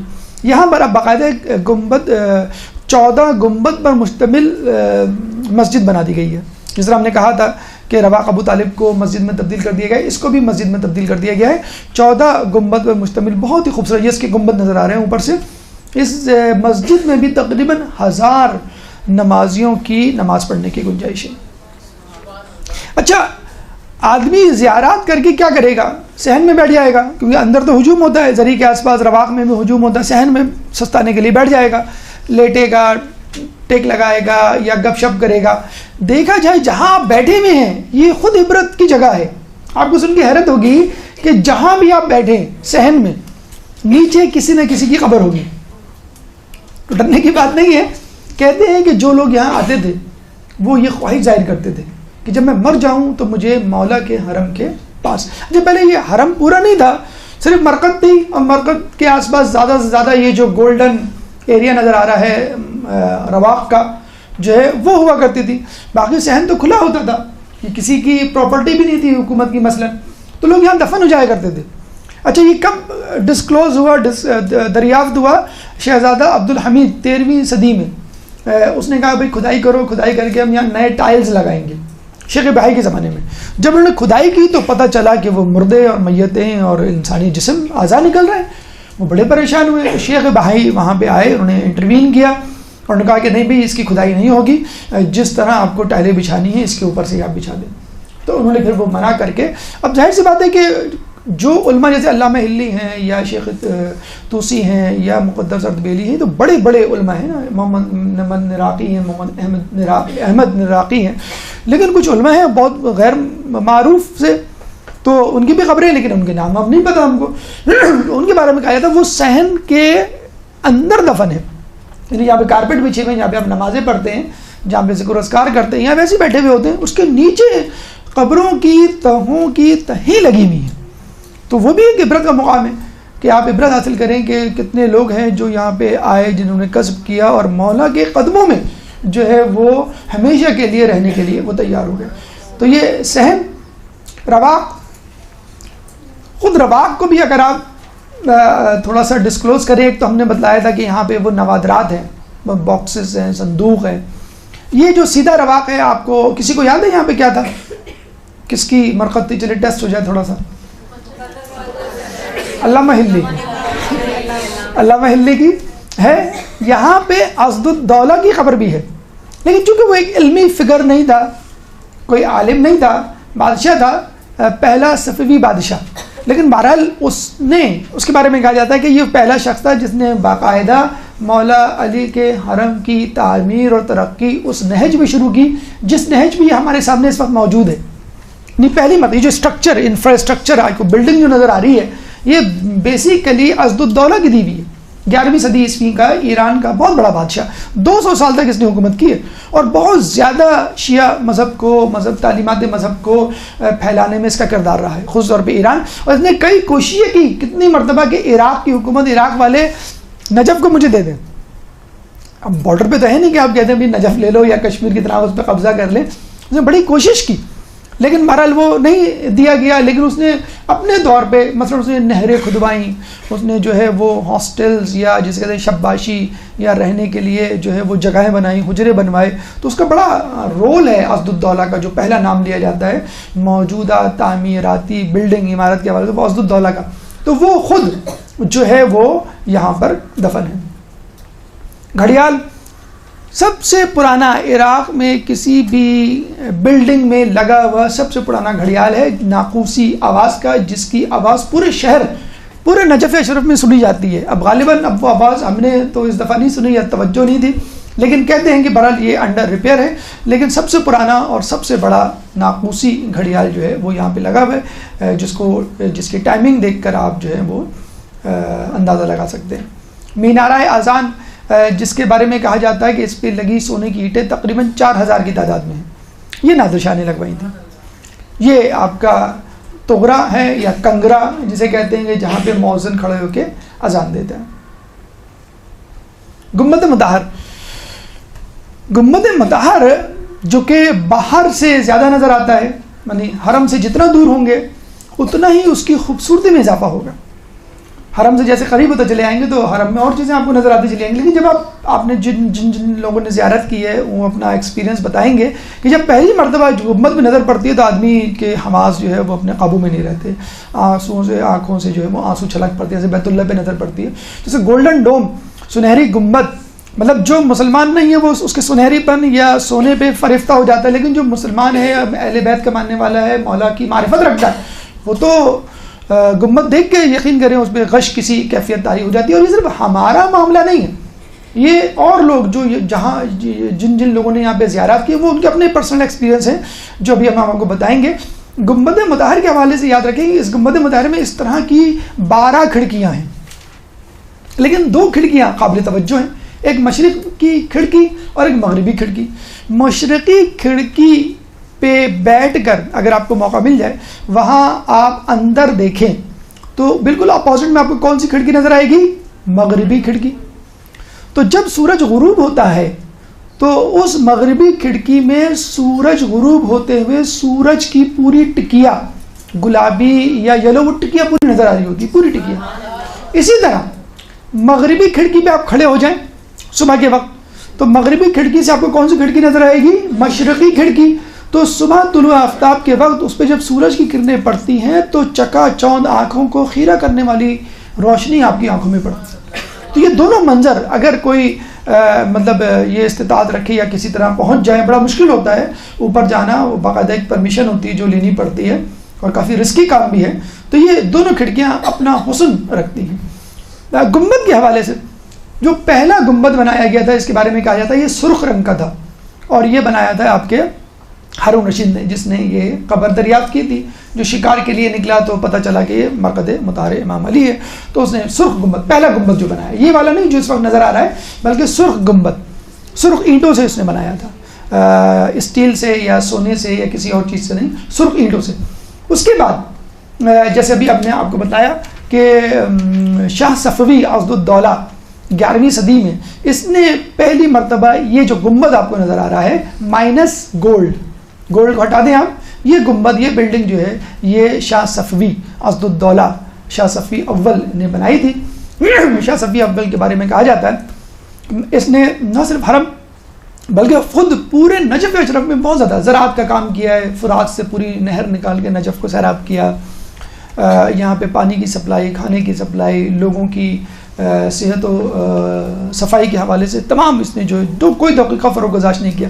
اس کے بارے میں کہا جاتا ہے کہ جب اس کا انتقال ہوا تو اس نے باقاعدہ ایک وصیت کی کہ مجھے جو ہے، جس طرح بھی آپ نے بتلایا تھا کہ وہ جو رواق ہے، ایوان الذہب ہے، اس کے سیدھے طرف جو ہے یہ دفن ہے. اس نے کہا تھا کہ مجھے وہاں دفنا دینا اور میرے گلے میں سنہری زنجیر چاندی کی ڈال دینا، اور یہ آیت، اور اس کے کہنا میرے منہ پہ ایک پرچہ رکھ دینا. اور پرچے پہ کون سی آیت تھی؟ نے آپ کی لکھی ہے وَقَلْبُهُمْ بَاسِطٌ ذِرَاعَيْهِ بِالْوَسِيدِ، اور ان کا کتا غار کے دہانے پر پاؤں پھیلائے بیٹھا ہوا ہے. یہ آیت اس زمانے کے سب سے مشہور بادشاہ نے کہ میں آپ کے سامنے اصحاب کہف کے کتے کی طرح ہوں کہ خدا را مجھے آپ اپنے ساتھ جنت میں لے جائیے. اس کے بعد جو تیسرا نام ہمیں ملتا ہے وہ نادر شاہ کا. یہ گیا انڈیا سے واپس آیا، لوگوں سے نجف اشرف اور مرقد مطہر امام علی کے بارے میں سنا تو بہت متاثر ہوا. اس نے کہا کہ بھائی کنسٹرکشن کرو اور بہترین کرو، جتنا پیسہ خرچ ہوگا. اس کی بیوی نے بھی خوب پیسہ لٹایا، تو اس نے سونے کی اینٹیں لگوائیں. جو گنبد آپ کو نظر آ رہا ہے اس میں 7,777 اینٹیں لگی ہوئی ہیں.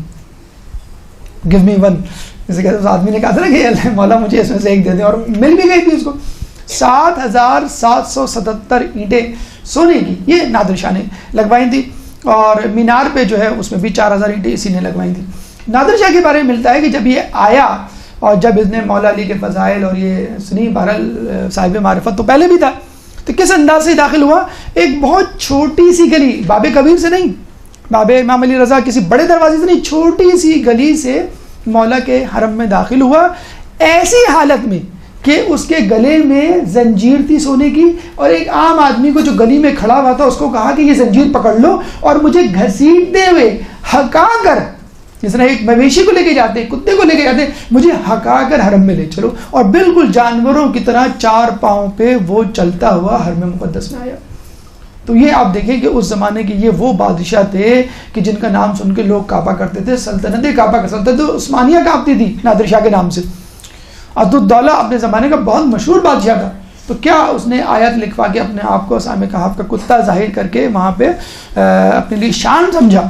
اور نادر شاہ کو آپ دیکھ رہے ہیں بالکل ایک جانور کسی شکل بنا کے غیر معروف گلی سے ایک غیر معروف آدمی کے ہاتھ میں اپنی زنجیر پکڑوا کے کہ تم مجھے جو ہے اس طرح ہکا کے لے جاؤ، کسی جانور کو ہکا کے لے جاتے. یہ تو صاحب معرفت لوگ تھے. جو صاحب معرفت نہیں تھے وہ کہتے ہیں کہ گنبد کو دیکھ کر ہی اپنا دل دے بیٹھتے تھے، اپنا ایمان جو ہے وہ مولا علی کے پاس گروی رکھوا دیا کرتے تھے اور ان کی محبت میں سرشار ہو جایا کرتے تھے.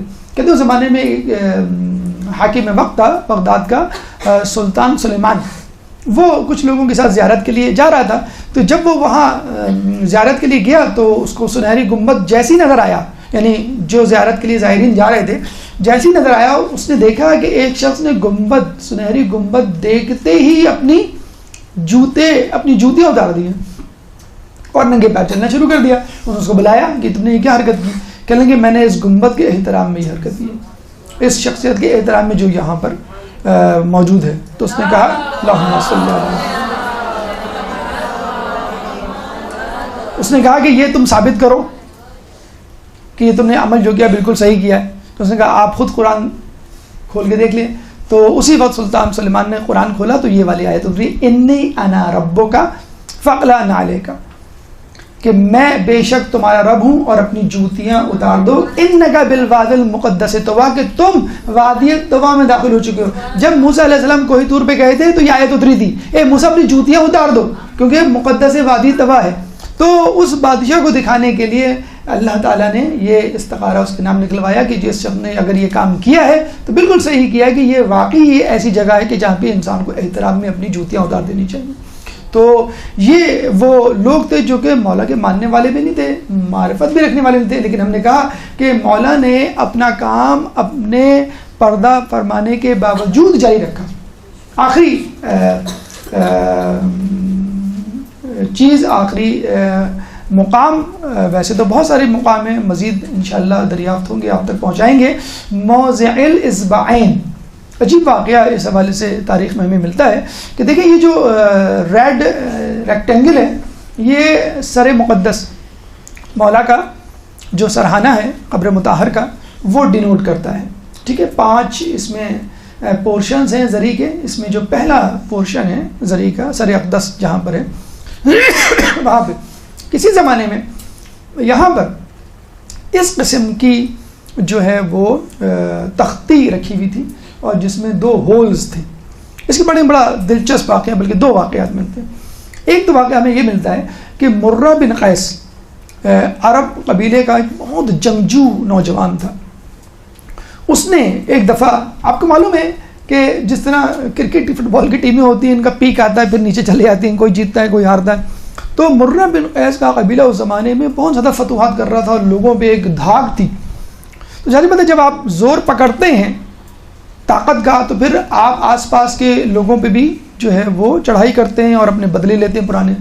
تو اس نے اپنے بزرگوں سے ایک دفعہ بیٹھا ہوا تھا, بہت جنگجو تھا, تو اس نے اپنے بزرگوں سے پوچھا کہ وہ کون سا شخص ہے کہ جس نے ہمارے قبیلے کے لوگوں کو قتل کیا ہے, میں اس کا بدلہ لوں گا. تو لوگوں نے بتلایا کہ بھئی یہ مولا علی یعنی امیر المومنین امام علی وہ واحد شخص ہے جس نے سب سے زیادہ ہمارے قبیلے کے لوگوں کو تہی کیا, مارا ہے جنگوں میں مسلمانوں کے خلاف لڑتے ہوئے.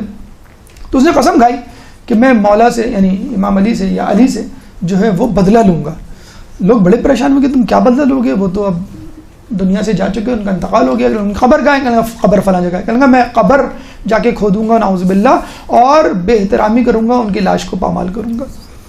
تو یہ گیا 4,000 فوج لے کے, کہاں پہ, نجف. اور نجف میں اس نے 6 دن تک قتل و غارت کی. جب وہاں کے لوگوں کو بالکل اس نے جو ہے وہ فتح کر لیا اور نیست و نابود کر دیا, شہید کروا دیا, اور پھر یہ کچھ لوگوں کو لے کے خود غرب مطہر پر وارد ہوا اور سراہ اقدس پہ کھڑا ہو گیا نعوذ باللہ, اور اول فل مغلظات بکنے لگا اور کہیں گا آج نعوذ باللہ میں تمہاری بے احترامی کروں گا. جیسے ہی اس نے یہ لفظ کہے اسی وقت سرائے مقدس سے 1-2 شاخہ تلوار نکلی اور اس نے اس کے سر کے 2 ٹکڑے کر دیے, پورے جسم کے 2 ٹکڑے کر دیے. اللہم صلی اللہ علیہ جیسے 2 ٹکڑے کیے وہ 2 ٹکڑے پتھر میں تبدیل ہو گئے. اس کو لے جا کے لوگوں نے کوفے کی مسجد میں رکھ دیا دروازے پہ, اور لوگ جاتے اس کو جو ہے وہ جوتے چپل مار کے جاتے. پھر بعد میں اسی کے قبیلے کے لوگوں نے وہ پتھر وہاں سے غائب کروا دیے کہ ہمارے قبیلے کی بہت جو ہے وہ بے عزتی ہو رہی ہے. تو مولا علی جو ہے وہ ڈیفینس کرنا اپنے زمانے میں بھی جانتے تھے اور اپنے زمانے کے بعد حیات گزرنے کے بعد بھی وہ بہت جانتے تھے. ایک واقعہ اس میں اور ملتا ہے, اسی یہ جو 2 ہولز آپ کو نظر آ رہے ہیں تختی کے, ایک شخص آیا, اس کا نام ہمیں تاریخ میں نہیں ملتا, اور اس نے آ کر مولا علی کے سرائے اقدس پہ کھڑو کے کہا کہ مولا علی میری زیارت قبول فرمائیے. اب زیارت قبول فرما لی, بس ٹھیک ہے, اب کیسے پتہ چلے گا قبول فرما لی. اب اس کے ذہن میں یہ خیال آیا کہ نہیں مجھے کوئی ثبوت چاہیے, مولا مجھے ثبوت چاہیے, بالکل اس طرح جیسے مولا سے بات کر رہا ہوں. ہوتا ہے بعض اوقات ایمان آپ کا اس لیول پہ چلا جاتا ہے, بہت معروف عالم عابد نہیں تھا لیکن بس اس کے دل میں آ گیا کہ مولا مجھے ثبوت چاہیے. اب وہ روزانہ آ کے وہیں پہ کھڑا ہو جاتا سرحان اقدس, مولا مجھے ثبوت چاہیے, مجھے تحریری ثبوت چاہیے کہ آپ نے میری زیارت قبول کر لی. اور وہ جانے کا نام نہیں لیتا. اس زمانے میں ظاہری بات ہے کہ لوگوں کا اسٹے اتنا زیادہ نہیں ہوا کرتا تھا, اور وہ پتہ چلا کہ وہ مہینوں آ کے وہاں پہ روزانہ آ کے کھڑا اور یہی بات کہہ رہا مسلسل, مجھے تحریری ثبوت چاہیے, میں جب تک یہاں سے نہیں لوں گا جب تک مجھے جو ہے آپ کی طرف سے تحریری ثبوت. بالآخر ایک دن اسی جگہ سے جہاں سے تلوار نکلی تھی 2 انگلیاں نکلی, ایک رقعہ نکلا اور اس کے ہاتھ میں وہ رقعہ تھمایا گیا. اس نے رقعہ پڑھا کہ ہاں ہم نے تمہاری زیارت قبول کر لی.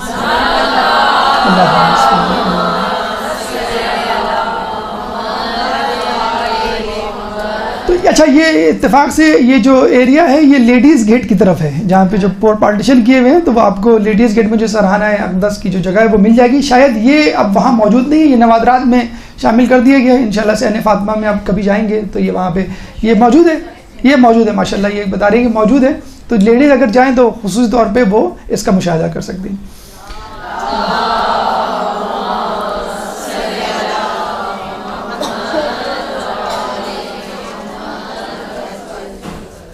یہ ہماری گفتگو اس حوالے سے مکمل ہوئی.